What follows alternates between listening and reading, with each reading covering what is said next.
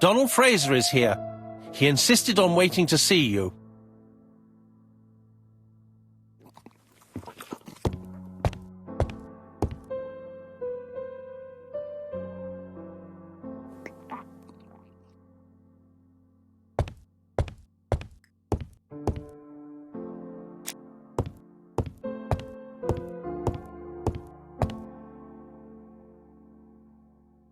This man is tired.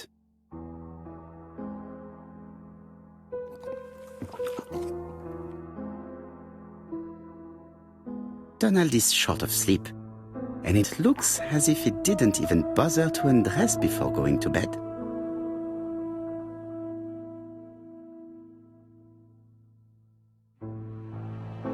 Mr. Poirot, I don't know why I'm here.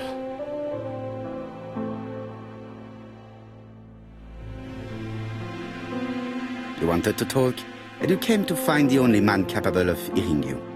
Mr. Poirot, since Betty's death, I've doubts about myself. I don't know what to do.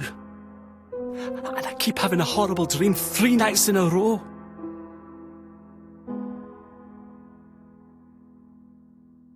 Have a drink, and tell me about this dream.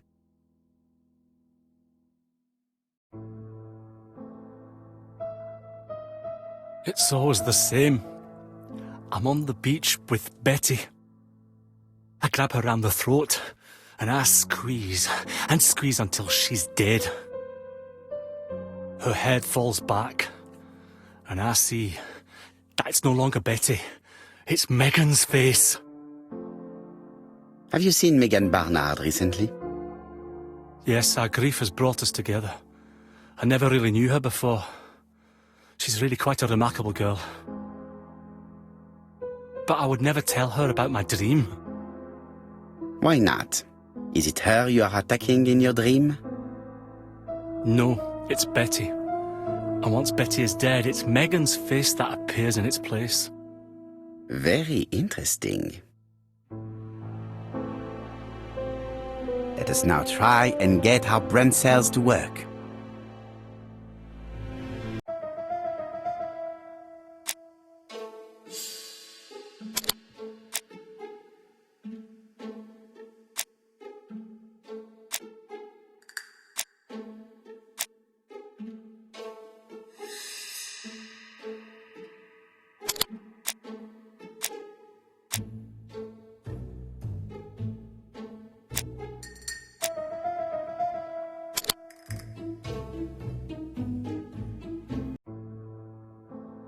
Mr. Fraser, I think that the real meaning of this dream is that you are in love with Megan Barnard. Please go on. Do. This dream certainly betrays your guilt. Oh. But what do you feel guilty about? Having killed your fiancé? Possible. Or forgetting her very quickly for her sister? Certainly. And this forgetting is perceived as a second death. So you don't really think I was the one who killed Betty? I do not exclude this theory. I am simply saying that I do not need to know that fact to explain your dream and your guilt. Thank you for being frank, Mr. Poirot. You've helped me a great deal. I'm going back to Bexhill. I'll not take any more of your time up. It is late, Mr. Fraser, and you are tired. I'll sleep on the train. I like trains. It's easy to sleep rocked by the sound of the wheels. Poor boy, he seems completely lost. Well, women seem to like him. I think Megan will take care of him. Oh, I remember. Did you order the product I needed? Yes, we'll be receiving it tomorrow. Bien, it is late, and I asked Miss Gray to come tomorrow morning. I have a few questions I wish to ask her.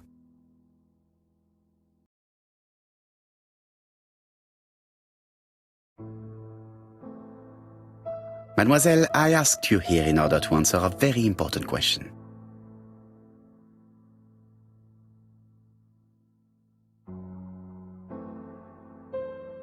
Am I right in thinking you said that you did not speak to anyone on the day Sir Carmichael was murdered? It's the absolute truth. Yet, Lady Clark maintained that she saw you talking to a stranger on the front doorstep. Really? She must have been mistaken. Oh, I remember now. I'd forgotten all about it, but it wasn't important. It was just a salesman. One of those traders who sell stockings from door to door. Can you describe him to me? Medium size, glasses, dark suit, and a felt hat. Not the sort of man you notice. Completely harmless. That's why I forgot all about him. Nothing else? He was very hesitant and shy. Usually door-to-door salesmen are very confident, but he wasn't.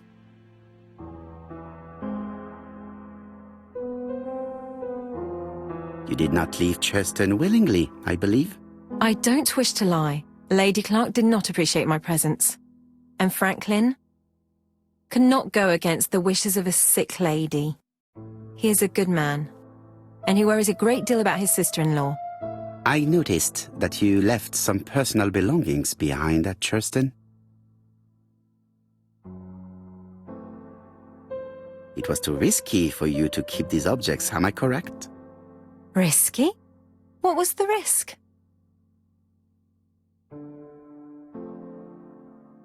You know very well what Lady Clark might have said if you had kept these objects. Indeed. These objects were gifts. But Lady Clark would have been convinced that I'd stolen them. By returning them, I put an end to such evil gossip. Bien. I must ask you one last question. Please reply frankly with either yes or no. If Lady Clark had died, would you have agreed to marry Sir Carmichael if he'd asked you? How dare you ask such a question? Sir Carmichael treated me just like his daughter.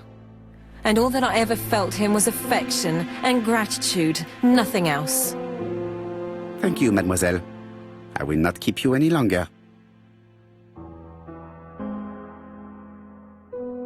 I met Thora Grey on the stairs. Her cheeks were ablaze, and she appeared to be deeply hurt. Poirot, have you offended the poor girl again? Do you have good reasons for accusing her? I accused her of nothing, Hastings. I simply asked her an important question she did not answer. Let us see if we can answer it for her.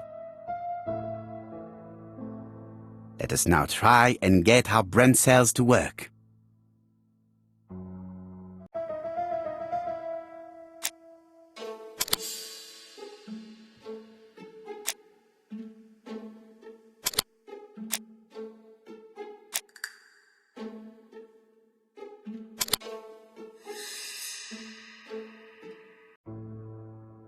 You must know how to read between the lines, Hastings. When Sir Carmichael refers to paternal affection, he is lying to himself. Read this engraving on the brooch. A dark dragon for an angel with glossy hair. These are the words of a lover, not a father. Lady Clark was not wrong. What if Sir Carmichael had fallen in love with his secretary? That doesn't mean that she forced him to do so. True, there are extenuating circumstances. She is a penniless orphan. But she is calculating. Just look how she avoided it when asked if she would have married Clark. I see. You think she seduced Sir Carmichael for her own gain, and that now she is doing the same with his brother. Poirot, your world is a very dark place. Do not get carried away, mon ami. We have another more important matter to settle. Really? Yes, would you believe that Miss Grey taught me something new? Let us now try and get our brain cells to work.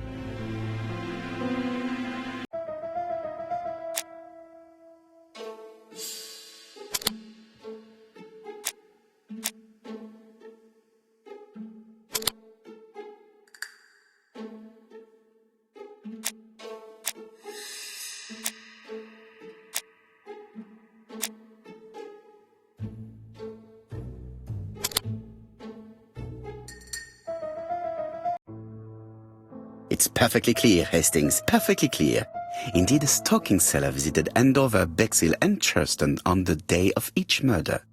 We have our suspect. This should be of interest to Job.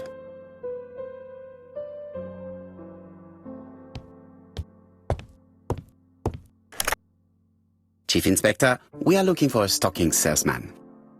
I see you have a suspect. Yes. Contact all the stocking wholesalers who may employ him. Your suspect is a salesman? No, he does not take orders. He sells door to door. Right, the hunt is on.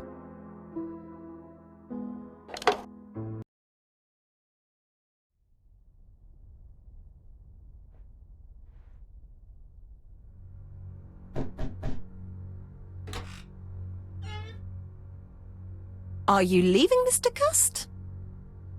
Yes, I'm going to Cheltenham. You shouldn't travel today. You don't look very well. I have to. I have engagements. I must respect them.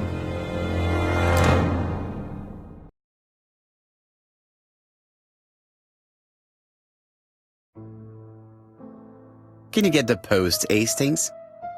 And why don't you go and get it yourself? Très bien. What's going on? I've never known Hastings to be so disagreeable.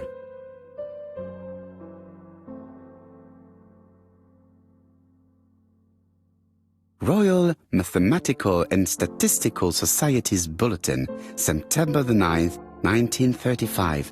The Alphabet Murder, a methodical madman. It's highly probable that the alphabet murderer will kill again. Could we possibly estimate the number of victims in his next crime? Yes, and it is easy. As soon as we know the ratio of towns, cities and villages whose names begin with a D and the ratio of English people whose names are spelled the same. On the one hand, the ratio of towns, cities and villages in England with a name starting with D, and on the other hand, the ratio of English people with a name also starting with D.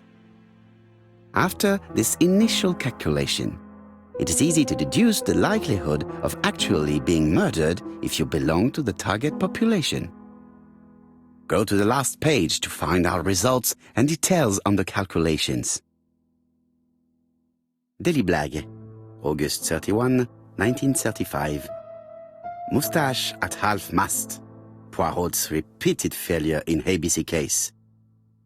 Sometimes small things trouble great men. Hastings, faithful collaborator of the Belgian detective, knows something about it. 3 mornings in a row, he confided to us, the cook broke the egg yolks when preparing Poirot's breakfast. This apparently casual event has greatly disturbed my friend, to the point it breaks his concentration and slows his judgment.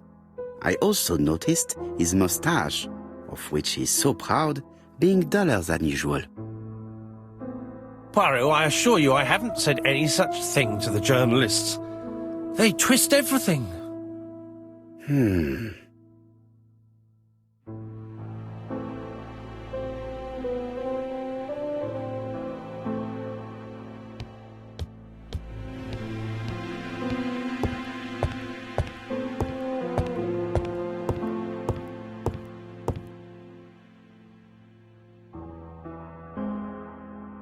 Poor Mr. Poirot. I'm quite sorry for you. If at first you don't succeed, try again. We've a long way to go still. Typery? No, that comes later. Letter T. The next little incident will take place in Doncaster on September 11th. So long. ABC. I should compare this letter with the one on my desk which I received earlier to see if it does indeed come from the same person.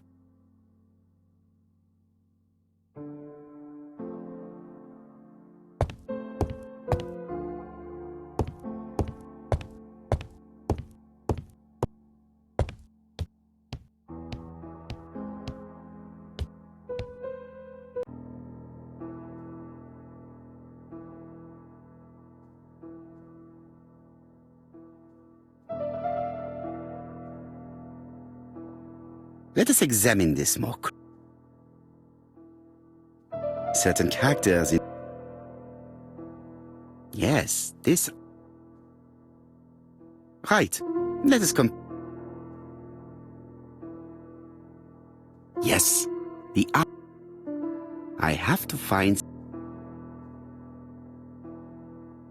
The... Right. Let us... Of course, the double.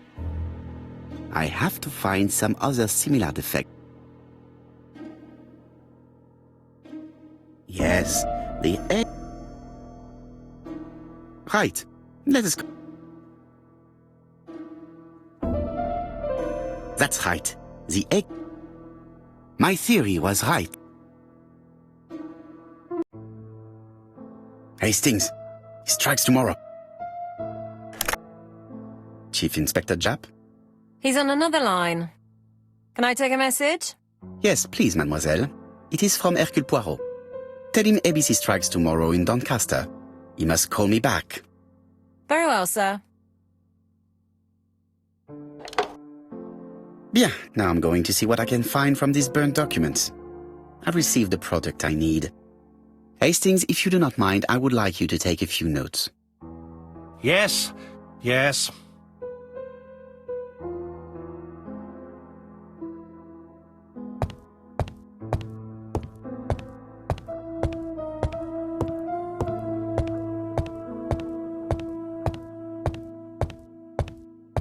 So, how are you getting on? Now, down to work. All of this needs putting in order a little.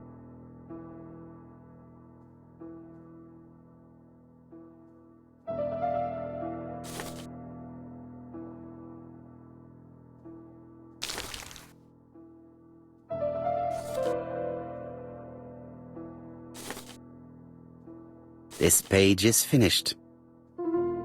That's done. 3 more to go.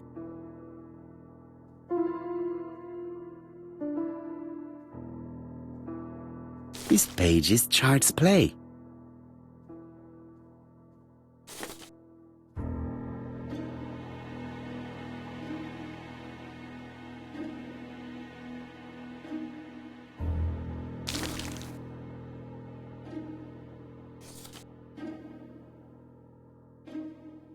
This page is finished.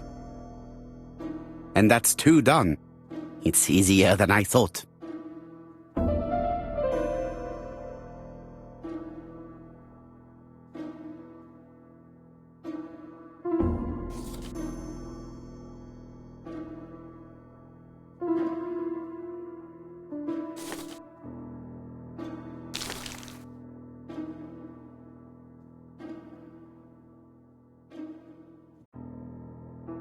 This does not look too difficult.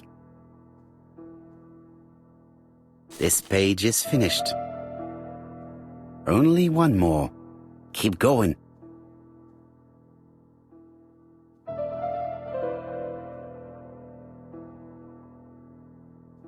This page will be reconstructed in a flash.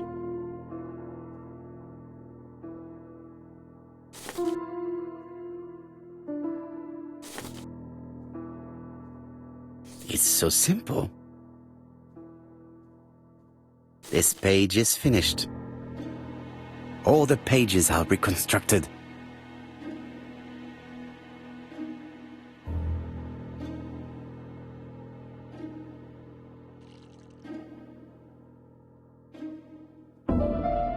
The cloth is now soaked with solvent.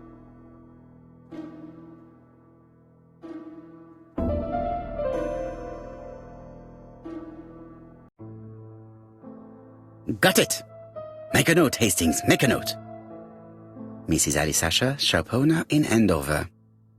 Tracheitis, hemoptysis, prescribed laudanum. I got it. Look. Poirot, where on earth did you find these files? On a fire at the bottom of the garden at campsite. All right, but where did the person who burned them find them?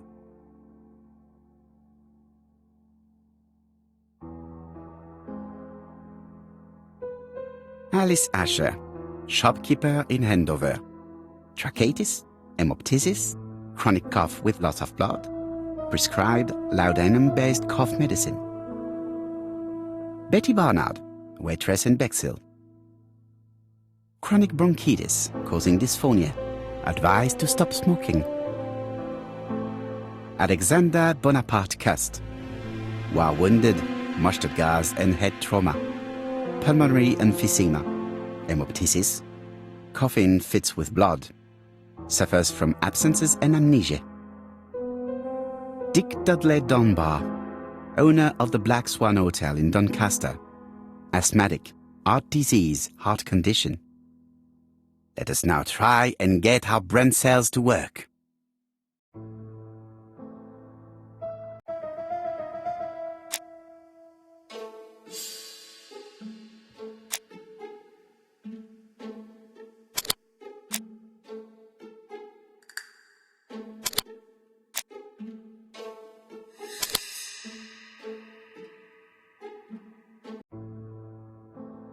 The burned documents are medical records, and without a doubt they come from Clark's archives.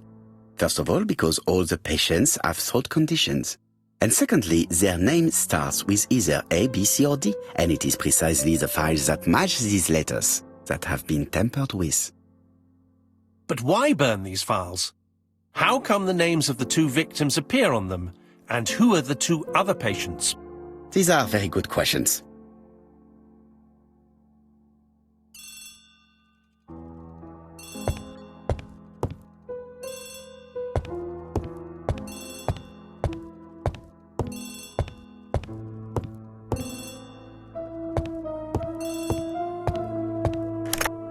Hello, Poirot? Any news, Chief Inspector? You wanted a stocking seller? We have one. Reported by his landlady, who thought he was behaving suspiciously. He has the most unbelievable name.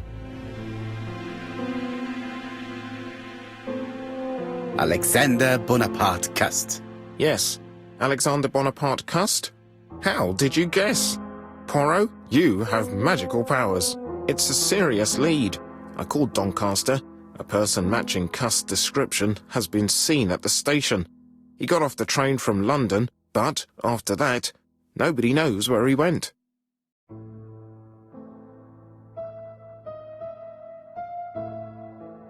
Look for him at the Black Swan Hotel. What? How do you know he's there? Trust me, Chief Inspector. You appear to be very sure of yourself. Very well. I'll call the Black Swan straight away. The owner is going to get a shock when he learns that there's a murderer under his roof. Chief Inspector, I would rather call myself. As you wish. Please go ahead. Hello, the Black Swan. Hercule Poirot here. May I speak to the owner? Speaking. Dick Dudley Dunbar. How can I help you? Is there Mr. Cust among your guests? He arrived today. Shall I call him for you? No, it is you I wish to speak with. But who is this Cust? A crook. A crook? He seems such a decent chap. Do you think that Cust might be dangerous? Oh, I do hope you're wrong. He seems so harmless, you know. Oh, yes, completely harmless.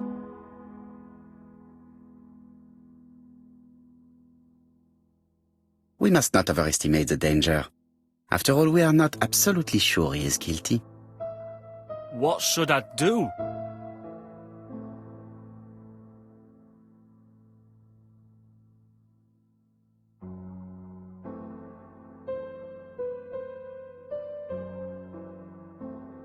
Watch him. If he leaves the hotel, watch where he is heading. I'll call the police in Doncaster immediately. When they arrive, keep out of the way. Oh, indeed. I shall keep out of the way. I have a bad heart, you see, and a big shot could kill me. Thank you for having warned me. Hello, Poirot. We have some good news. The police in Doncaster have caught our man at the Black Swan Hotel. They're sending him here by train. While we're waiting to question Cust, we could search his room in London. Where does he live? The Marbury Guest House. I'll see you there. Yes, but start without me. First of all, I have to sort out a few details for Cust's transfer. I understand. À bientôt. Hastings, we are making good progress. Please go and search the room of our #1 suspect. With pleasure. I did have a dentist appointment, but I'll cancel. The dentist. So that is why you are so nervous and bad-tempered. A visit to the dentist is never an enjoyable prospect. But an unavoidable one. Go to your appointment, Hastings. I will manage on my own.